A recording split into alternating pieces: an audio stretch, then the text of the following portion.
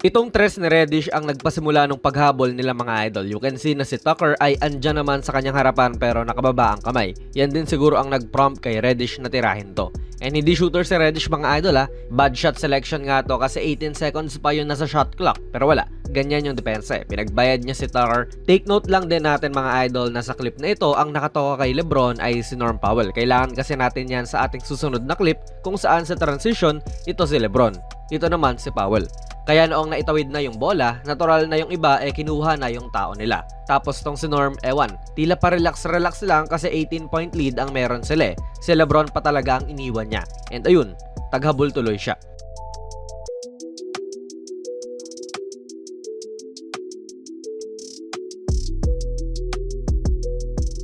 Kung gusto mo pa ng mga videos katulad nito,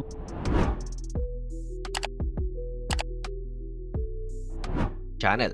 Maintindihan mo talaga na medyo relax ang Clippers sa mga oras na ito kasi 15 pa ang lamang.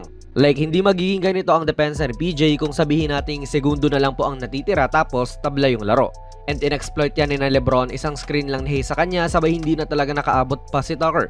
12 na lang.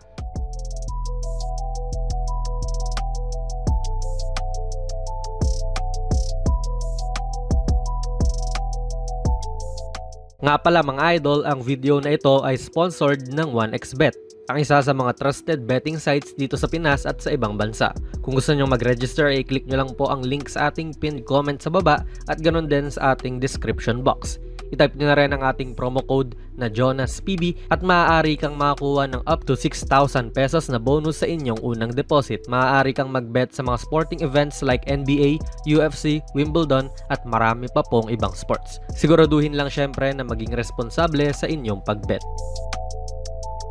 Break. Tapos dito mga idol, medyo nagkaroon na ng sense of urgency si PJ Tucker. Malamang, itinirahan na nga siya kanina eh. I believe na good defense tong ginawa niya. Talagang kumpiyansa lang si Lebron sa tira niya. Pangatlo niya na yan this quarter, single digits na lang po ang kalamangan. Since nakakatatlo na rin talaga sa tres si Lebron, transition pa lang nga ay umangat na ang bago niyang defender na si Harden.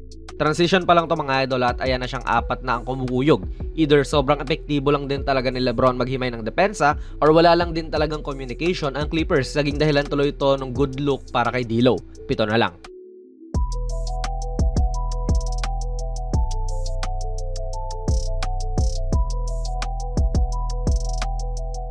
Again, inaangatan na siya talaga kahit transition. Hirap kasi niyan, baka bigla kang tirahan na lang eh. Very streaky pa naman ang shooting ni Lebron. So mag-give up mo talaga ang atake niya sa loob. Sa tingin ko ay good defense ulit to para sa Clippers. Sadyang better offense lang din ang ginawa ni Lebron. Like, ano pa bang magagawa nila dyan, di ba?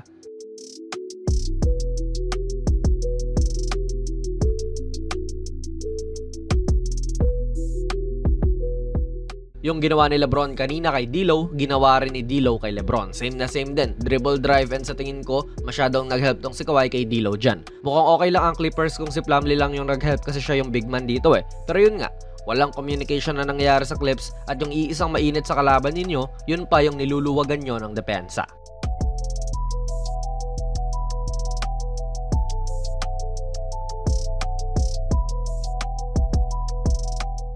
Kumpara lang natin yung individual ng depensa na ginagawa nila mga idol. Kanina nga si Tucker, ganitong medyo loose ang depensa doon sa star ng kalaban. Ito, si Lebron na rin mismo ang tumao kay Kawhi at pinick up niya to sa labas pa lang ng 3-point line.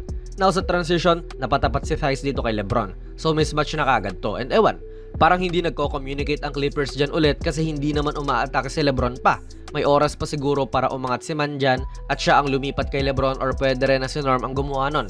Pero matalino rin kasi itong si Lebron eh. Once halimbawa umangat na lang ng basta si Norm dyan, malolocate din kagad ni Lebron yung open na tao na si Reeves kung sakali. Kaya siguro tinanggap na lang din po ng Clippers ang mismatch.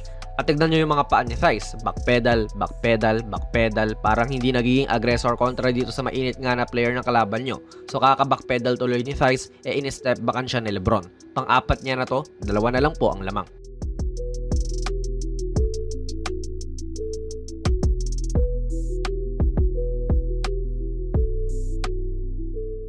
Again mga idol, si Theis ang tumatapat kay Lebron at para hindi na maulit yung doon sa kanina, double team na kagad siya ng Clippers. May someone na nalibre and good look to actually para kay Rui. Kaso wala, pero heto na naman ang LA Lakers, may bagong pagkakataon para maka-score ulit. Ang ginawa naman ni LeBron ay tumuturo siya at sinisignalan niya si D'Lo na lumipat sa kanan. Ang pinaka naiisip ko dito mga idol kung bakit nga ganito yung ginawa niya ay syempre si Kawhi yung help defender dyan. Kung aatake sa kaliwa si LeBron, great defender ang sasalubong sa kanya. Pero most importantly, lumuluwag kasi ang space niya. Kaya noong nakalipat na si D'Lo dun sa kanan, agara naman pong umatake si LeBron at tila nangyari na to kanina eh. Kung hindi mag-help si Harden, makaka-layup si LeBron. Loob labas nga this quarter nanlalamon ng defender to. Kaya ang business decision ni Harden dyan ay pigilan si LeBron and this time, pumasok na tong pukol ni Hachimura.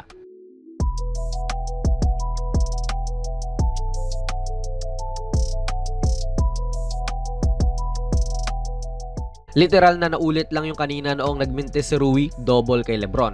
And sa mga bata nating mga idol, no, maganda tong ginawa niya. Nakikita niya na kasi yung pressure na ibibigay ni Man. So ang susi talaga ay dapat hindi ka mataranta.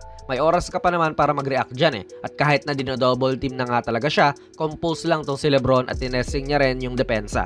Inangat niya yung bola para makita kung ano yung reaksyon ng depensa. Kung pinasa niya kagad yon, matic turnover, di ba? So kalma lang.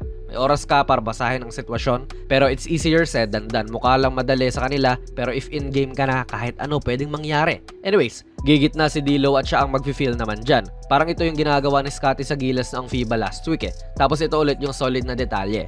One of the best defenders ng liga tong si Kawhi, pero kahit miski siya ay napakagat sa peke, lalo na kung mabebenta mo to sa kanya ng maganda. Kaya rin nakadrive tong si Rui ay dahil doon sa simple shot fake.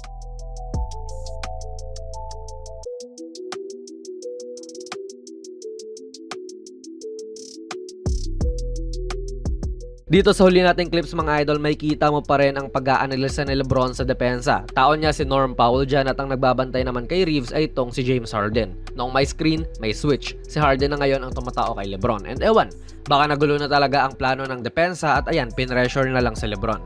And dumating ulit si Norm para mag-double. Syempre, ang obvious mong mapapasahan dyan ay si Reeves. Kasi siya yung iniiwan ni Powell eh. Tapos siya rin po ang libre. Kaya nga umanggulo rin si LeBron doon ay papasa kay Reeves. Para itong si Kawhi, mapaniwalang doon niya ipapasa. Sabay kay D'Lo pala. Hirap niyang ginawa ni D'Lo din mga idol. Walang dip-dip.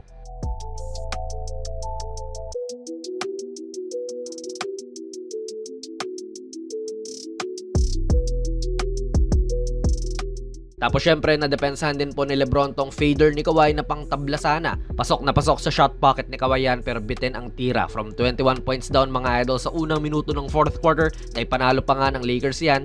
Thanks syempre sa pagbubuhat ni LeBron.